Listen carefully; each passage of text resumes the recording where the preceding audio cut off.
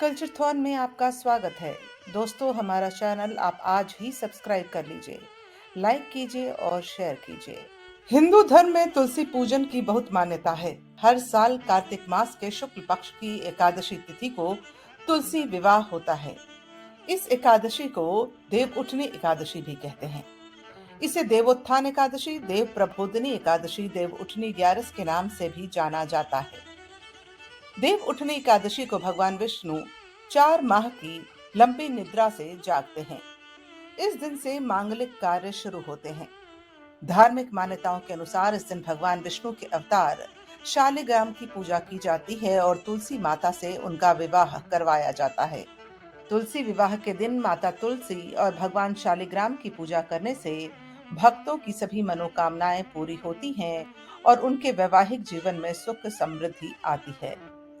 हिंदू धर्म में तुलसी को बेहद ही पवित्र और पूजनीय माना गया है।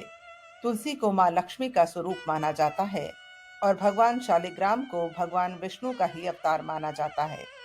माना जाता है कि इस दिन तुलसी विवाह करने से सभी कष्ट दूर होते हैं और दाम्पत्य जीवन सुखी रहता है। कहते हैं जो भी लोग एकादशी के व्रत को श्रद्धा भाव से करते हैं, उनके सभी अशुभ संस्कार नष्ट हो जाते हैं और मोक्ष की प्राप्ति होती है। इस दिन लोग घरों में और मंदिरों में ये विवाह करते हैं। इस दिन तुलसी की पूजा का महत्व है। शालिग्राम और तुलसी की पूजा से पितृदोष का शमन होता है। आषाढ़ मास के शुक्ल पक्ष की एकादशी तिथि यानी देवशयनी एकादशी के दिन भगवान विष्णु योग निद्रा में चले जाते हैं। वहीं कार्तिक माह के शुक्ल पक्ष की एकादशी तिथि को भगवान विष्णु जागते हैं। देव उठनी एकादशी पर विशेष पूजा आराधना के साथ उन्हें नींद से जगाया जाता है। इस दिन चातुर्मास खत्म हो जाते हैं। सभी मांगलिक कार्य जैसे विवाह, गृह प्रवेश, जनेऊ, मुंडन प्रारंभ हो जाते हैं। कहा जाता है कि कार्तिक माह में श्रीहरि जल में निवास करते हैं। तुलसी विवाह को लेकर शास्त्रों में विशेष उल्लेख मिलता है। पुराणों के अनुसार एक बार योग निद्रा ने भगवान विष्णु को प्रसन्न करने के लिए कठिन तपस्या की। उनकी तपस्या से खुश होकर भगवान विष्णु ने उन्हें दर्शन दिए और वरदान मांगने को कहा। योग निद्रा ने भगवान विष्णु से कहा कि भगवान, आप मुझे अपने अंगों में स्थान दीजिए। श्री हरि योग निद्रा की इच्छा पूरा करने के लिए काफी सोच में पड़ गए। सोच विचार के बाद श्री हरि ने उन्हें अपनी आंखों में स्थान दिया।